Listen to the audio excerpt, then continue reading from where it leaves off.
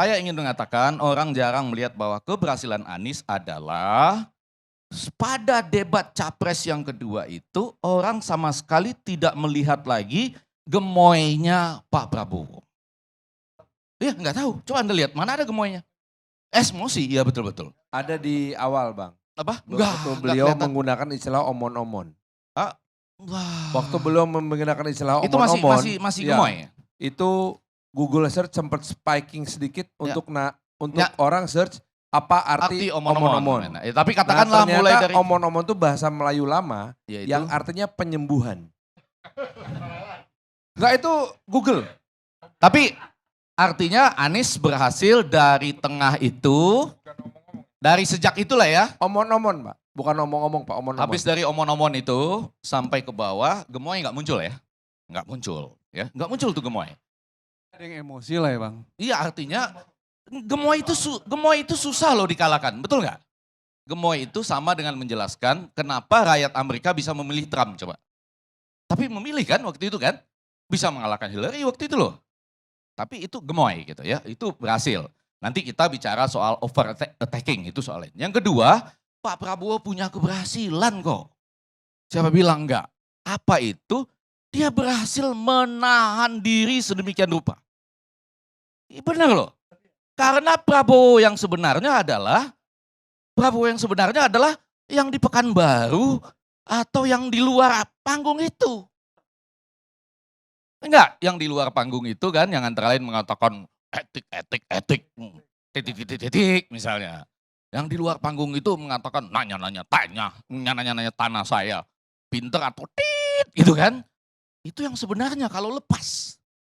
Tapi di debat itu bisa loh menahan, nggak mengeluarkan kata-kata itu. Walaupun dengan catatan gemoynya hilang karena marah kan. Betul nggak Erzaki? Enggak bukan, di debat itu marah juga kan. Mike. Iya.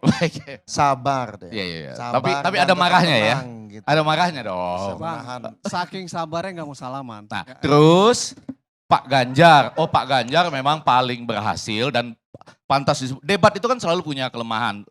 Plus minusnya sebagai pertunjukan, 2 menit, 1 menit, 1 menit. Apalagi rebuttalnya ini kadang-kadang di tangan orang lain. Enggak balik ke kita. Kalau ganjil baliknya ke kita ya. 1, 2, 3 kita yang menguasai rebuttalnya. Ini enggak. Kita nanya orang lain yang pegang rebuttalnya. Itu bahaya betul sistem debat di Indonesia ini. Rebuttal itu harusnya kita tanya balik ke sana, kita yang pegang ujungnya. Ini enggak. Dilepas orang lain yang pegang. Itu debat Indonesia lucunya di situ. Tapi katakanlah demikian, Ganjar itu luar biasa. Karena kita sudah prediksi ya di Aki pagi. Dia nunggu kan, dia sudah tahu belajar dari situ, ini pasti nyerang ini. Ya, karena punya latar belakang pribadi lah.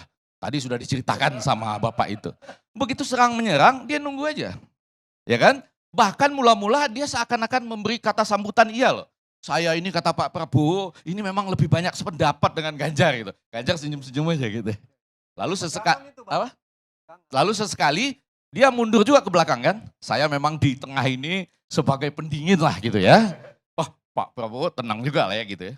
Tapi dia ambil menit-menit terakhir itu untuk mencetak gol ya kan. 1 kali saja serangan ya kan. Sehingga dia hasilnya paling tinggi dengan sentimen negatif yang paling rendah.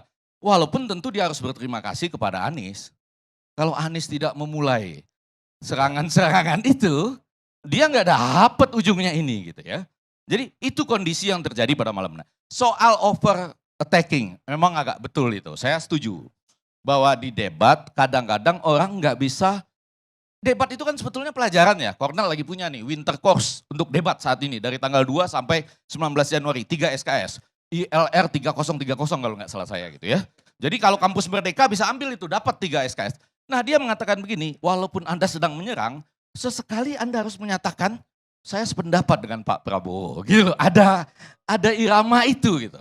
Saya sekarang malah mau ngetes dia. Itu bahkan itu orang Amerika yang bikin orang Barat. Iya dong, ada pelajarannya begitu tuh. Nah sekarang saya bersama Pak Karnilias misalnya gini. Kadang-kadang kita mungkin kompasnya terlalu Barat bos. Betul, nggak tahu basisnya. Harusnya agak selatan dikit saya ya. sama Datuk Karnilias misalnya ya. Saya kan terkejut tiba-tiba ada pertanyaan.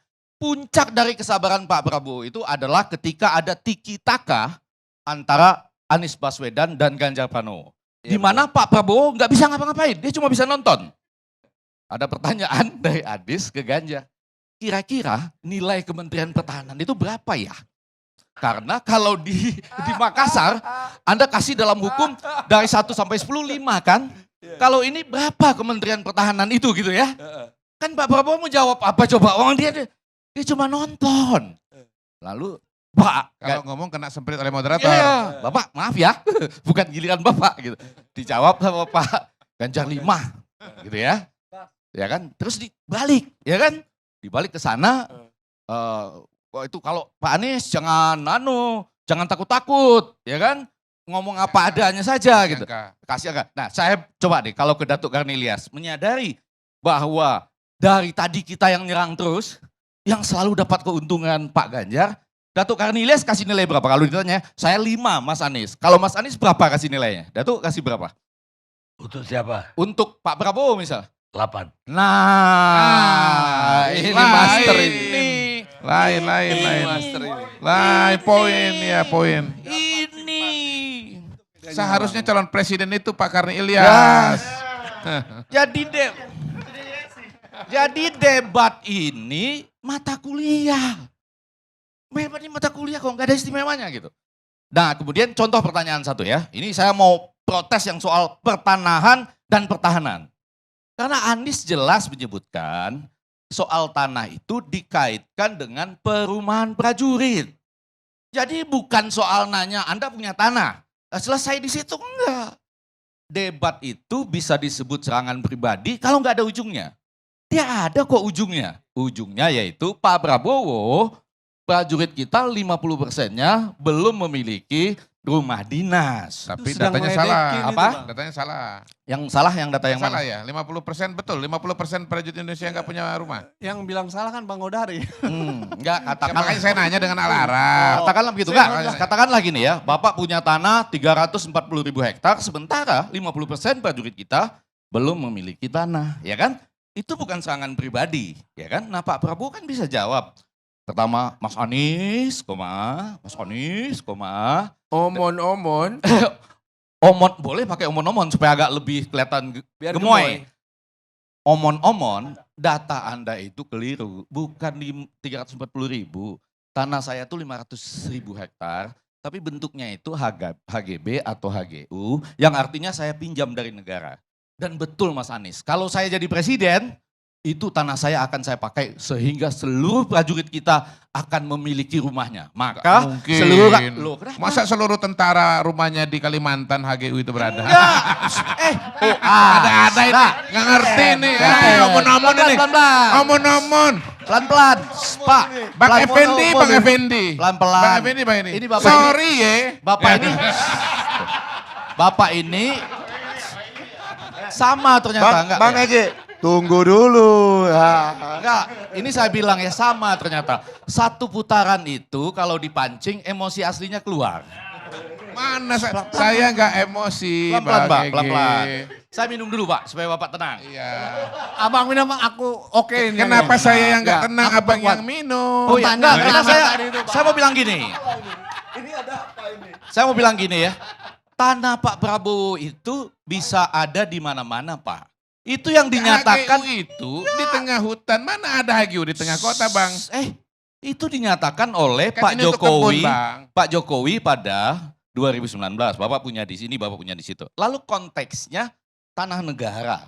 Artinya sebetulnya tanah negara itu bisa saling dipertukarkan dengan tanah negara pada ukuran besaran tertentu asal pada ujian besaran tertentu ke Kementerian Iya, tapi Keuangan nggak bisa. dan ke DPR. Betul nggak tuh Seluruh Pak? prajurit rumahnya ditaruh di situ. Itu Enggak. enggak, Siapa yang bilang? maksud Bang, Bang ya kan Effendi ini begitu cara lu Siapa pakai yang ruslah. bilang? Ketika Siapa yang mengatakan bilang? Ruslah. Ketika mengatakan bahwa prajurit yang nggak punya rumah itu dibandingkan dengan tanah HGU 340.000 hektar, kan prajurit seluruh Indonesia. Loh Pak, tanah itu statusnya tanah negara.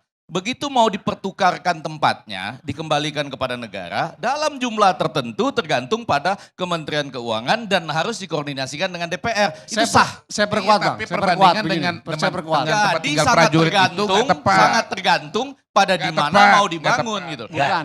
Pertanyaan Effendi, Pak Anies Bang itu Bang. Effendi. Mangardi dikit ya? Biar Effendi menyelesaikan. Jadi yang mau saya katakan adalah tentu saja kita nggak bisa langsung potong-potong begitu kan.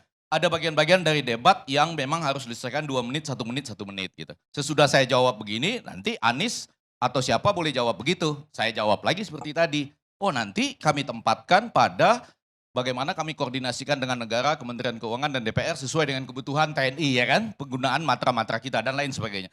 Tapi lebih daripada itu bapak-bapak dan ibu-ibu, viktimisasi itu segera dilakukan di mana-mana di seluruh dunia. Kalau orang udah habis dikeroyok ya viktimisasi. Apakah itu organik ataupun tidak, ya dilakukan kok di mana-mana gitu. Yang paling terkenal melakukan itu Clinton. Clinton paling terkenal melakukan itu. Sesudah ada kasus dengan Monica Lewinsky. Dia malah tampil bersama istrinya, coba bayangkan.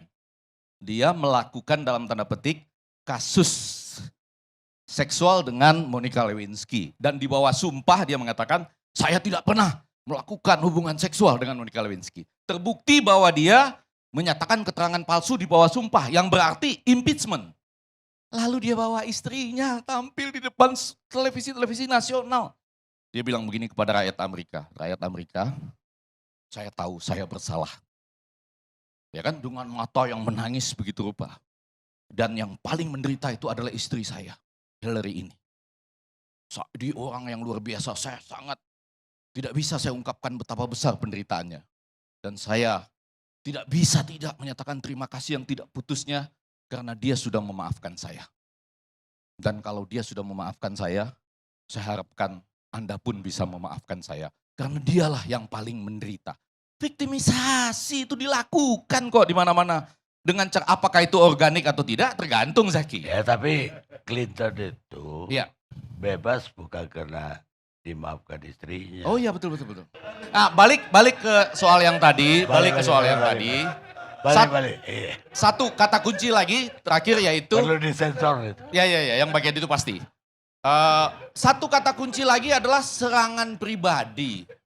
Saya takut ya serangan pribadi ini kemudian seakan-akan menjadi sesuatu yang diciptakan lalu membuat debat itu jadi menakutkan bahkan menjadi sakit keilmuan. Saya nggak mau menyebut sakit kejiwaan, sakit keilmuan lah gitu ya. Karena gini, label itu diberikan padahal kata-kata yang sama keluar di 5 tahun dan yang lalu begitu. Jadi apakah kata-kata yang sama menjadi serangan pribadi kalau berjarak 5 tahun gitu? Atau diucapkan oleh orang yang berbeda? Ya kan? Lalu lebih bahaya lagi kalau di dalam debat Anda nggak jawab, kemudian dilaporkan ke polisi misalnya.